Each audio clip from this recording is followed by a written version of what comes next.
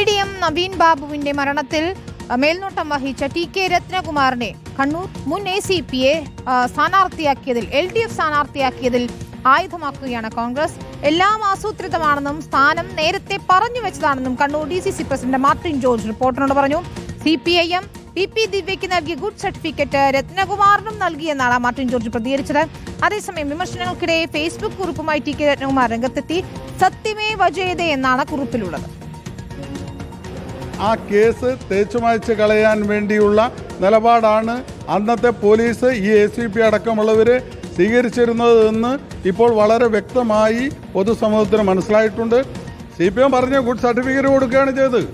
ആ സർട്ടിഫിക്കറ്റിൻ്റെ അടിസ്ഥാനത്തിൽ തന്നെയാണ് ഇപ്പോൾ ദിവ്യക്ക് കൊടുത്ത സർട്ടിഫിക്കറ്റ് ഇപ്പോൾ അതിന് ഒത്താശ ചെയ്തു അതിൻ്റെ സാഹചര്യങ്ങൾ ഒരുക്കിയ ഉപകാരസ്മരണ ഉണ്ടാക്കിയ ഈ ACPക്കും അത് കൊടുത്തിരിക്കുന്നു എന്നുള്ളതാണ് ഇതിലൂടെ വ്യക്തമാകുന്നത്. ഇത്തരം പോലീസാണ് ഇവിടെ ഉണ്ടായിരുന്നത് എന്നുള്ളത് നമ്മൾ ഉയർത്തിക്കാട്ടും.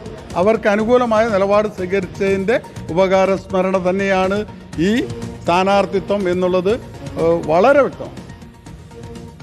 അഭിജിത്ത് മുഴക്കുന്നാണ് വീണ്ടും ചേരുന്നത് കണ്ണൂരിൽ നിന്ന്. അഭിജിത്ത്, സത്യമേവ ജയതേ എന്നാണ് ഇപ്പോൾ മുൻ ACPയുടെ ഫേസ്ബുക്ക് പോസ്റ്റ്. സത്യം ജയിക്കട്ടെ, പക്ഷേ സത്യം മൂടിവെച്ചു രത്നകുമാറിന്റെ ഉൾപ്പെടെ നേതൃത്വത്തിൽ എന്നതാണല്ലോ നവീൻ ബാബുവിന്റെ കുടുംബത്തിന്റെ ഒക്കെ തന്നെയും ആരോപണം. ഇതേതായാലും വരും ദിവസങ്ങളിലും ചർച്ചയാകും. കോൺഗ്രസ് ഇതൊരു രാഷ്ട്രീയ ആയുധമായി തന്നെ ഏറ്റെടുക്കുകയാണ്.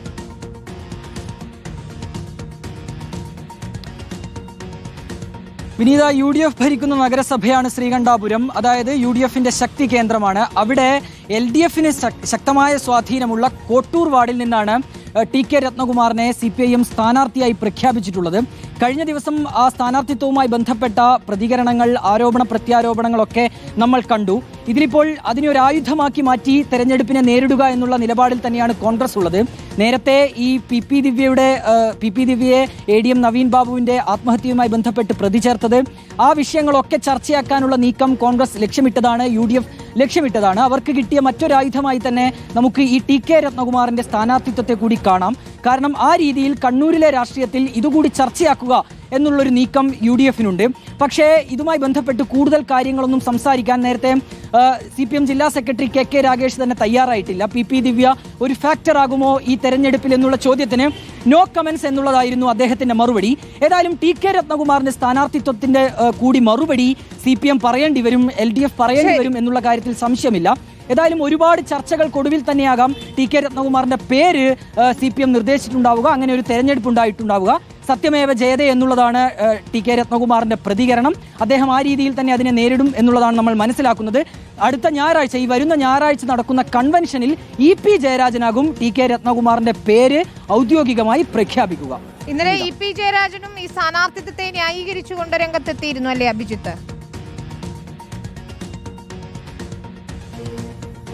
തീർച്ചയായും വിനീത, EP ജയരാജൻ, P ജയരാജൻ അങ്ങനെയുള്ള നേതാക്കളൊക്കെ തന്നെ ഈ സ്ഥാനാർത്ഥിത്വത്തെ ന്യായീകരിച്ചെത്തിയിട്ടുണ്ട്.